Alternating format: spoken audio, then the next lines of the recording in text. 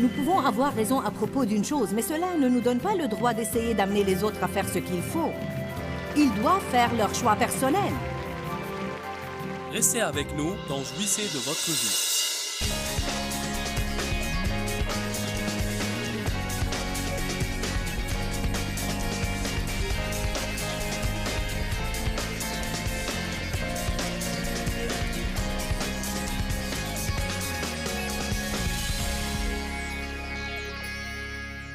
Nous allons parler de marcher selon l'esprit. Zacharie 4,6 est un verset que la plupart de vous ont au moins entendu. Vous n'avez pas à ouvrir vos Bibles, mais il dit « Ce n'est ni par la puissance, ni par la force, mais par mon esprit, dit l'Éternel. » C'est un verset que nous devons tous nous rappeler et peut-être accrocher quelque part dans la maison, car oui, nous aimons recourir à notre force et à notre capacité et à notre puissance personnelle pour résoudre nos problèmes et nos crises, n'est-ce pas? Mais ce n'est ni par la puissance, ni par la force, mais par mon esprit. En fait, la Bible nous enseigne que plus nous essayons de faire les choses, plus ça va prendre longtemps. Non seulement nous souffrons en les faisant, mais en fait, nous retardons la solution. Alors nous allons parler aujourd'hui de ce que doit être la force motivante derrière les choses. Nous allons dire pourquoi nous faisons les choses, si nous les faisons parce que c'est ce que nous voulons faire ou parce que nos amis veulent que nous les fassions, ou si nous faisons les choses parce que Dieu les a vraiment mis dans notre cœur et nous a demandé de les faire. Allez à Jean chapitre 3, verset 6.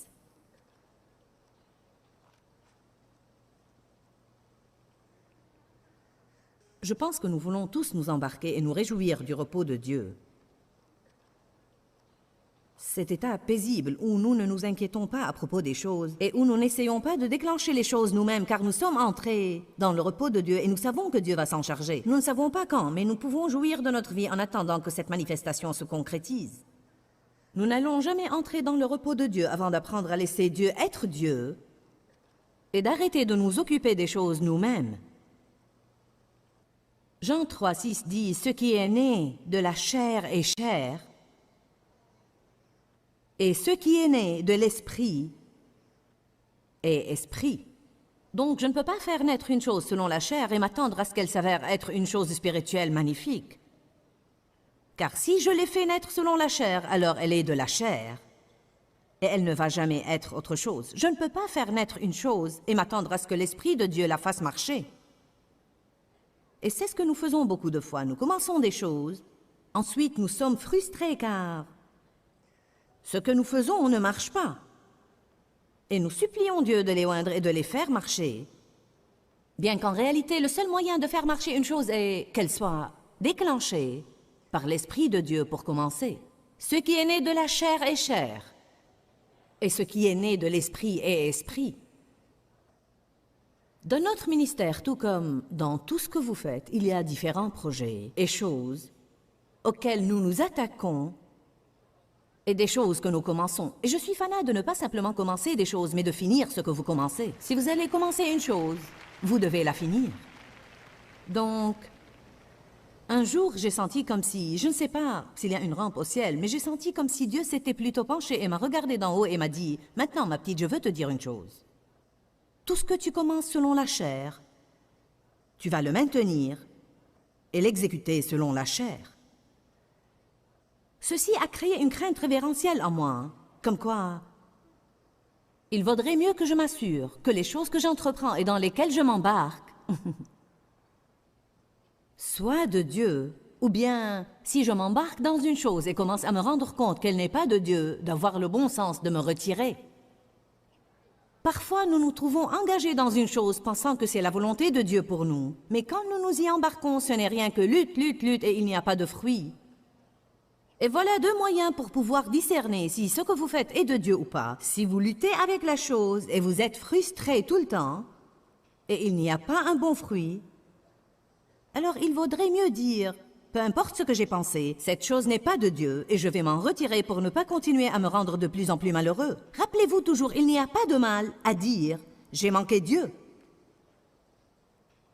Il n'y a pas de mal à dire à vos amis, vous savez, j'ai cru que c'était de Dieu, mais il s'est avéré que ça ne l'était pas. Alors je dois m'arrêter ici et trouver ce qu'est la volonté de Dieu pour ma vie. Vous êtes-vous jamais engagé dans une chose que vous croyez être de Dieu, mais quand vous vous y êtes embarqué, ce n'était que lutte, lutte, frustration, frustration. Il n'y avait pas de joie, il n'y avait pas de paix, il n'y avait pas de fruits. Amen. Eh bien, le moyen d'apprendre, c'est souvent à travers l'expérience. Oui, nous apprenons la plupart de ce que nous apprenons de la parole. Mais la Bible dit en fait que nous apprenons de la parole de Dieu et des expériences de la vie. Je dis très souvent aux gens qu'une bonne part de ma façon d'apprendre à entendre Dieu était surtout en faisant des erreurs et en réalisant que ce n'était pas de Dieu. Et une bonne part de ma façon d'apprendre ce que j'étais censé faire dans ma vie et ce que j'étais censé faire dans le ministère était de m'embarquer et d'essayer des choses et de découvrir ce que je n'étais pas censé faire et ce qui n'était pas de Dieu dans ma vie. Je ne pense pas que ce soit une mauvaise chose. Personne ne va jamais prendre des décisions parfaites à 100%. Je crois que beaucoup de fois, nous avons vraiment si peur de dire « Eh bien, j'ai cru que c'était de Dieu, mais... » Vous pouvez penser qu'une chose est de Dieu, et quand vous la voyez de plus près, vous commencez à perdre votre paix. Depuis quelques mois, il y avait une chose que j'ai senti que Dieu voulait que nous fassions pour quelqu'un et elle allait entraîner un véritable engagement. Et c'était quelqu'un que j'aimais bien. Et quand vous aimez quelqu'un et vous l'appréciez, c'est facile de penser que Dieu veut que vous l'aidiez à sortir de son problème. Allez maintenant. Vous savez, peut-être que nous réglons parfois des choses aux gens que Dieu ne veut pas régler. Bonjour. Je vais le dire de nouveau. Je dois le dire au public de la télévision. Peut-être que nous essayons parfois de régler des choses aux gens que Dieu ne veut pas régler.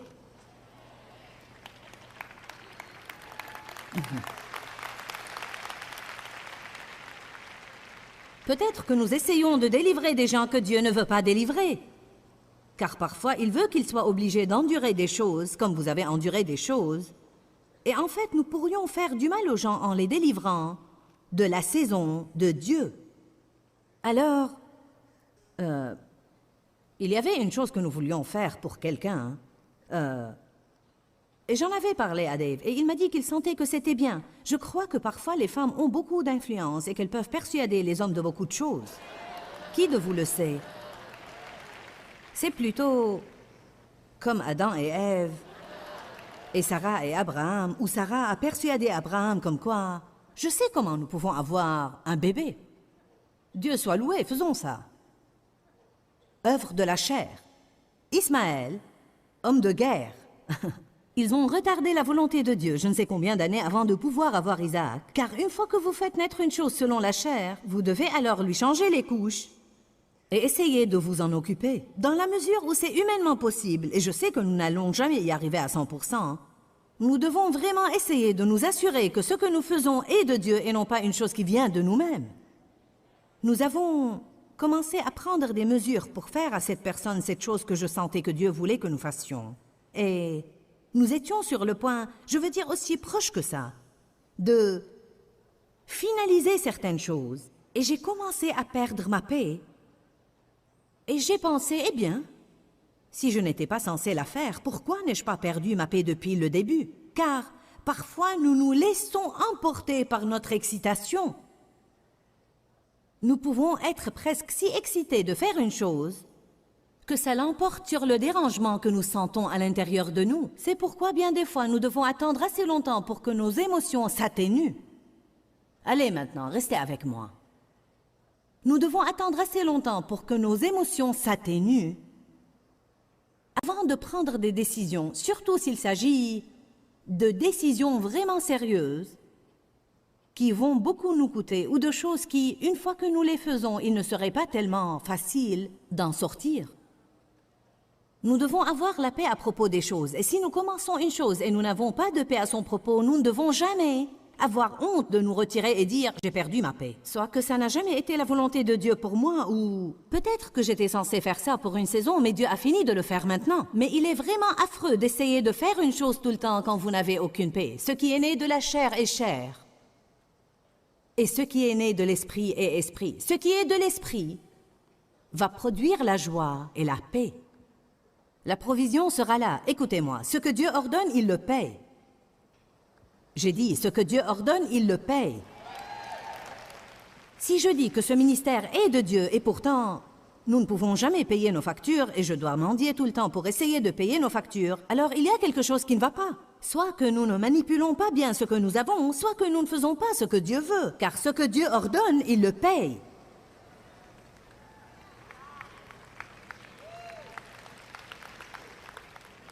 Quand Dieu m'a demandé de quitter mon travail, il y a des années, et de me préparer au ministère, je l'ai fait et je ne vais pas vous raconter tous les détails.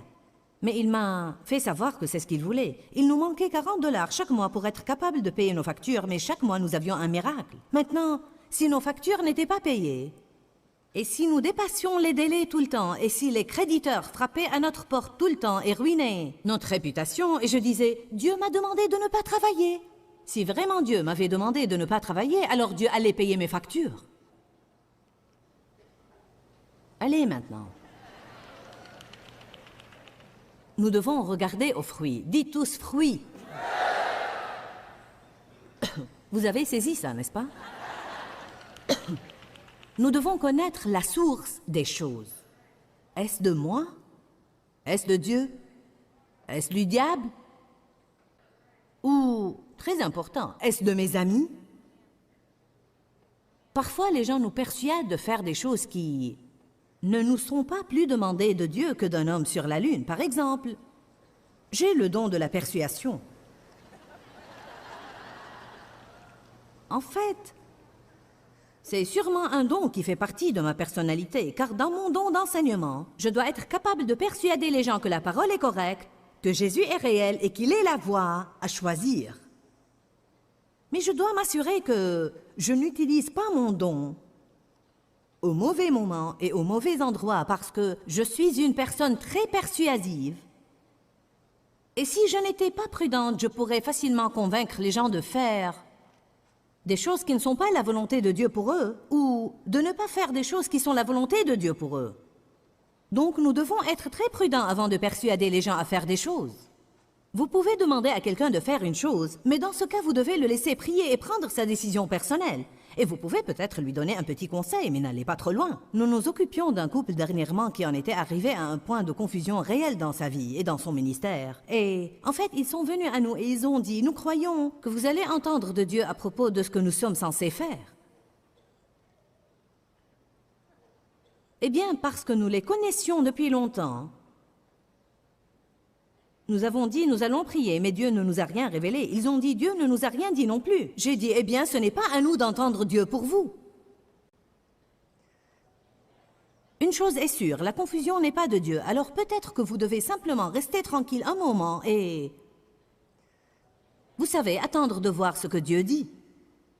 Écoutez, il faut comprendre cela. Si vous avez un problème de fierté et quelqu'un vient à vous et vous demande de lui dire ce que Dieu veut pour sa vie, dans ce cas, vous allez prendre plaisir à essayer de lui indiquer le chemin. Bonjour.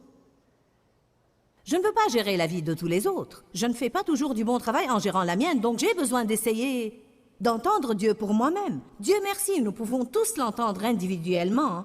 Et nous ne sommes pas obligés d'aller à quelqu'un d'autre tout le temps pour nous indiquer ce que Dieu dit. C'est une des grandes bénédictions de la Nouvelle Alliance. Sous l'Ancienne Alliance, on devait recourir aux prophètes pour entendre ce que Dieu disait, mais nous pouvons entendre Dieu individuellement. Cela ne veut pas dire que Dieu ne se sert jamais des autres pour nous parler. Mais Dieu veut que nous ayons recours à lui d'abord, et s'il décide de s'adresser à nous à travers les autres, c'est bien. Mais nous ne devons pas recourir aux gens pour nous dire ce que Dieu veut que nous fassions. Méfiez-vous d'être persuadés par les autres à faire des choses à propos desquelles vous n'avez pas de paix. Méfiez-vous aussi d'essayer de persuader les autres, car une fois que nous nous embarquons dans la manipulation, nous sommes en train de toucher au domaine de la sorcellerie. Bonjour. Vous devez même vous méfier de prier des prières de l'âme. Qu'est-ce qu'une prière de l'âme? C'est une prière qui ne vient pas de l'Esprit de Dieu. C'est une chose que nous voulons dans notre âme. Eh bien, Dieu amène tel ou tel à faire ceci ou cela. Nous devons prier Dieu, amène-les à faire ce que tu veux. Amène-les à faire ce qu'il leur faut, pas ce que je pense être bon pour eux. Nous devons nous méfier de prier notre volonté pour les gens. Allez, est-ce que vous comprenez ce que je dis ce matin? Pourquoi est-il si important de ne pas agir selon la chair? Pourquoi est-il si important de marcher selon l'esprit? Parce que Jean 6, 63 dit « La chair ne sert de rien ». En fait, la Bible amplifiée dit que la chair ne donne aucun avantage. Quoi que je fasse, quel genre de fruits cela produit dans ma vie? Ai-je l'impression que je m'échine à travers les sables mouvants en chaussant mes brodequins?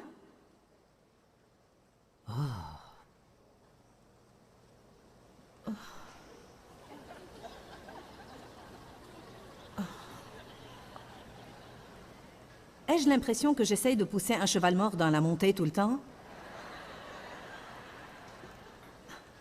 Parfois, même quand nous essayons d'amener les autres à faire ce qu'il faut, c'est cette impression que nous avons. Nous pouvons avoir raison à propos d'une chose, mais cela ne nous donne pas le droit d'essayer d'amener les autres à faire ce qu'il faut. Ils doivent faire leur choix personnel. Quelqu'un avait besoin de ça aujourd'hui. Il est difficile de laisser une chose tranquille quand vous avez raison.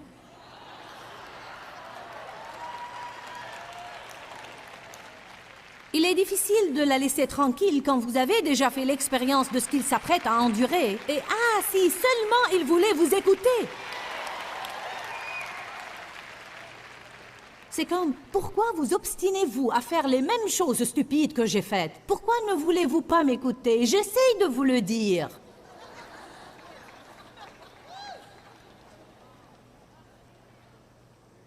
Je ne vais jamais oublier ce que Dieu m'avait dit il y a quelques années.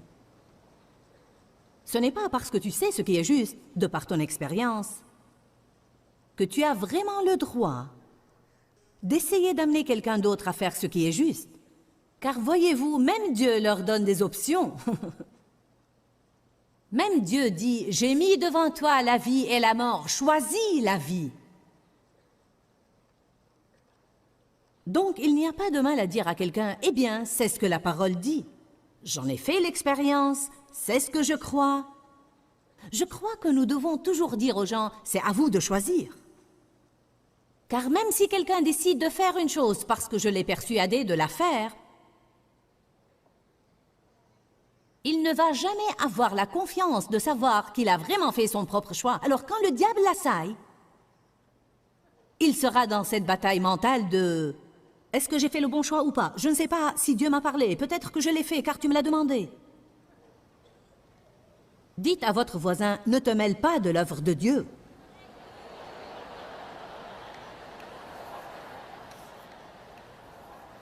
Maintenant, nous savons que cela semble plus facile qu'il ne l'est parfois.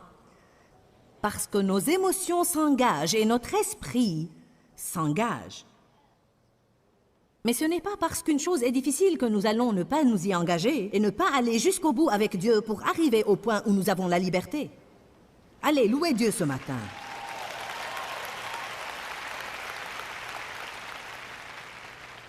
Dites tous de nouveau, fruits. Voyez, nous devons vraiment nous demander quel genre de fruits cela produit dans notre vie. Dieu veut que nous portions de bons fruits, des fruits qui le glorifient. Dans Romains 7, verset 18, Paul dit « En moi, c'est-à-dire dans ma chair, n'habite rien de bon. » Vous savez, notre chair peut finalement donner des résultats. Mais ça ne veut pas dire que ça va être de bons résultats. Selon la chair, il y a des gens, car quand nous commençons à parler de ne pas marcher selon la chair, nous pensons certainement à tous ces gens dans le monde qui ne sont pas croyants et qui opèrent selon la chair et semblent avoir des vies magnifiques, réussies et prospères. À dire vrai, parfois en tant que croyants, il nous semble presque que ce qu'ils font marche mieux que ce que nous faisons. Ne dites pas que vous n'y avez jamais pensé. C'est pour cela que le psaume 37 dit « N'envie pas ceux qui font le mal ». Car finalement, ce n'est pas fini avant d'être fini. Et ce n'est pas parce que quelqu'un a beaucoup d'argent qu'il est heureux. Ce n'est pas parce que quelqu'un a une grande compagnie qu'il a la paix ou un mariage comme il faut, ou qu'il a de bonnes relations avec lui-même ou avec les autres. Pas tout ce qui nous semble bien est bien.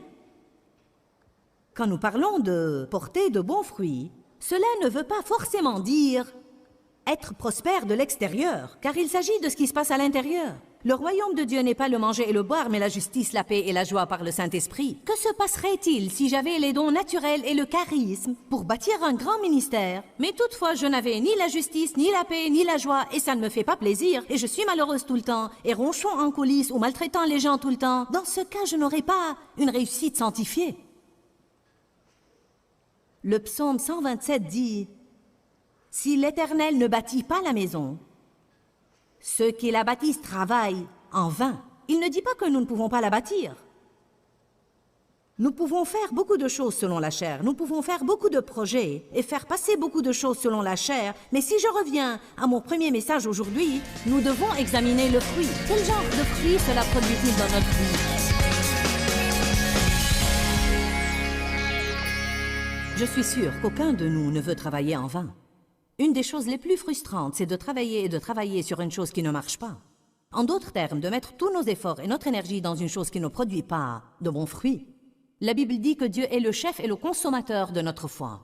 Mais Dieu n'est pas contraint à finir une chose qu'il n'a pas commencée. Alors nous devons examiner nos cœurs et découvrir ce qui est de Dieu et ce qui n'est pas de lui. Nous devons demeurer dans la volonté de Dieu, car il n'y a pas un autre endroit qui nous apportera la paix et la joie. Ne passez pas votre vie à travailler en vain. C'est une porte ouverte à l'ennemi. Dis-leur que je les aime. Dans ce livret, Joyce Meyer donne une révélation de l'amour de Dieu pour nous. Pour obtenir ce livret gratuitement, écrivez-nous à Joyce Meyer, boîte postale 40095-6300, Larnaca, Chypre. Ou bien visitez notre site web www.joycemeyer.org/fr.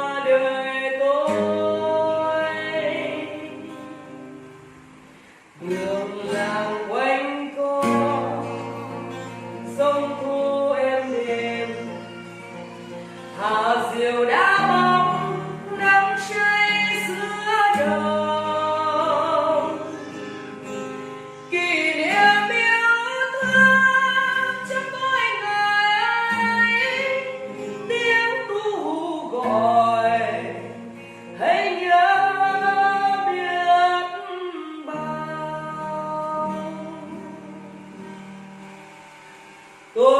subscribe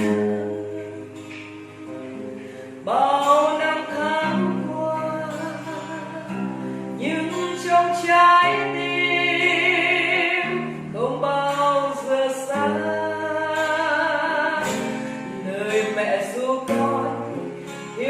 Gõ để không bỏ lỡ những video hấp dẫn.